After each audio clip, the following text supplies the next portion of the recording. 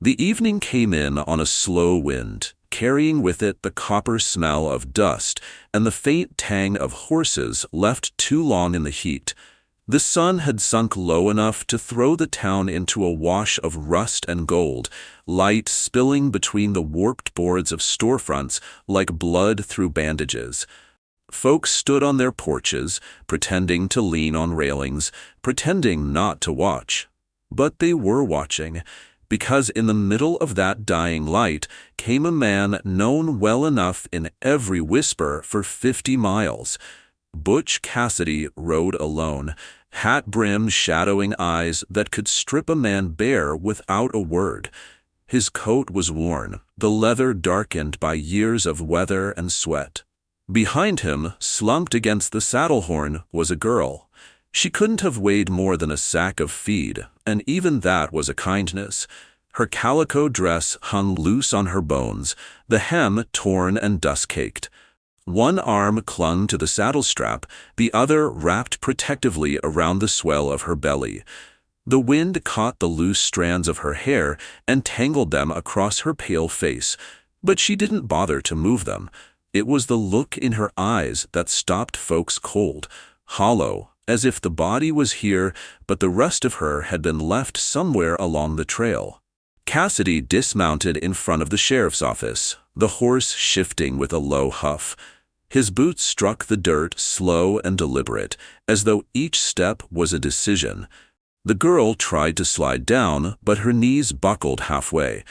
Cassidy caught her without looking at her, one strong arm beneath her knees, the other braced at her back. He carried her up the 2 steps like she was no heavier than a memory he didn't want to keep. Sheriff Amos Hollister met them at the door, a man with deep lines in his face carved by too many years of seeing just this sort of thing. He didn't ask for an explanation, only glanced at Cassidy, then at the girl, then stepped aside. "In here," he said, voice low. Inside, the office smelled of coffee gone stale and gun oil. Cassidy set the girl on a chair in the corner. She kept her eyes down, fingers knotted in the fabric of her dress. Amos crouched in front of her, not touching. "Clara Mayfield, isn't it?" She gave the smallest nod.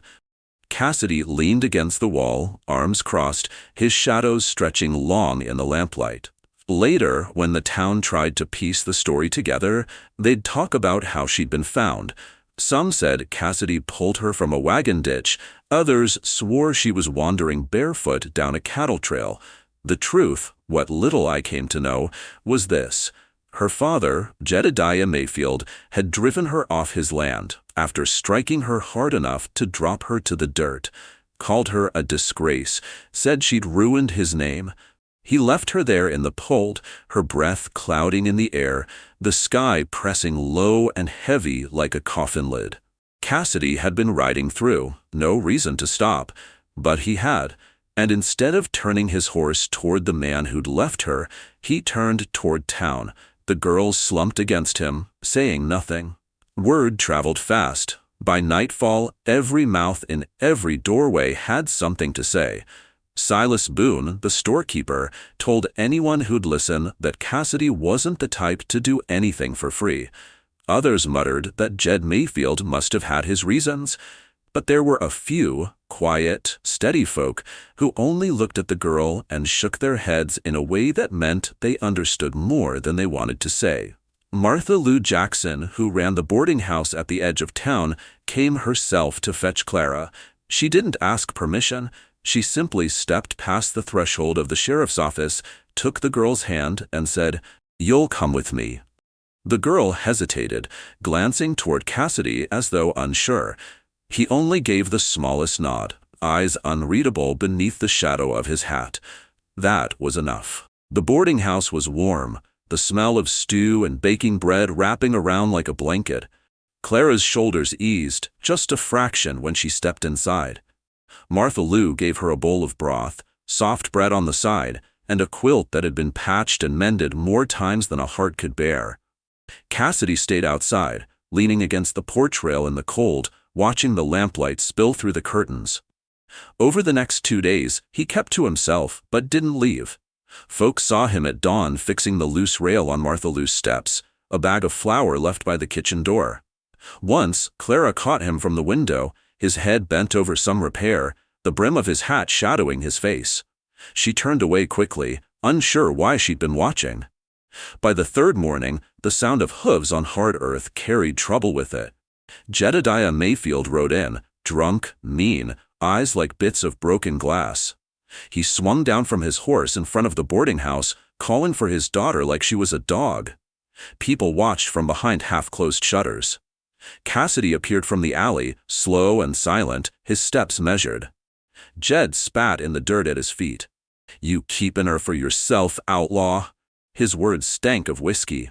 Cassidy didn't answer, only stood there, coat shifting in the breeze. Sheriff Amos came from the other end of the street, but Jed wasn't looking at him. "She's mine to take," Jed said, voice rising. "Blood's blood." Martha Lou come to the porch, Clara behind her, pale as milk. The girl's hands shook, gripping the wood. She wanted to speak, but the words stuck in her throat. Jed's gaze landed on her, and something in her spine curled inward like a leaf in frost. That night, in the hush of the boarding house, Clara overheard Martha Lou speaking to Cassidy in the kitchen.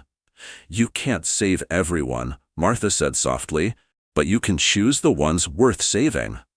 Silence followed, deep and heavy. Clara lay in bed staring at the ceiling, the quilt pulled up to her chin, the words twisting inside her until she couldn't bear it.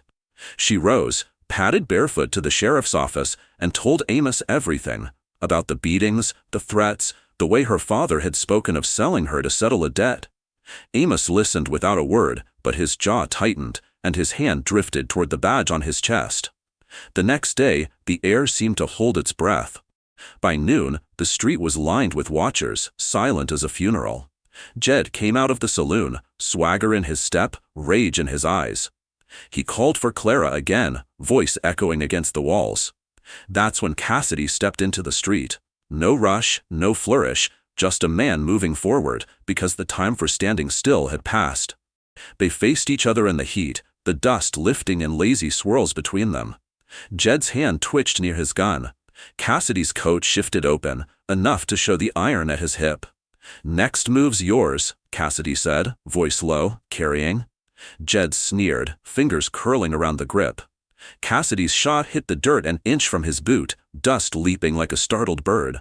"Next one," Cassidy said, calm as death, "goes where it counts." Sheriff Amos stepped in, iron in his tone, as he arrested Jed on Clara's testimony. No one moved, no one spoke.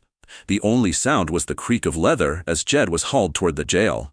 The crowd's judgment shifted, not toward Jed, not entirely toward Cassidy either, but into something quieter, a respect no one would name out loud. By dawn the next morning, Cassidy was gone. No note, no farewell, just the faint print of hoofbeats fading into the prairie. Clara stood on the porch with Martha Lou, her shoulders straight, eyes clearer than they'd been in weeks. Silas Boone passed by, and though his mouth opened as if to speak, no words came, only a nod before he kept walking. "I tell you this now because most folks forget the kind of men who don't carve their names in stone or boast their deeds in saloons. Some ride in, change the course of a life, and vanish before the dust has time to settle.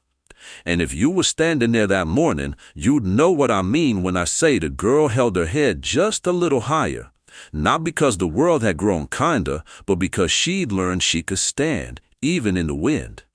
And somewhere out there, I reckon, Cassidy knew it too.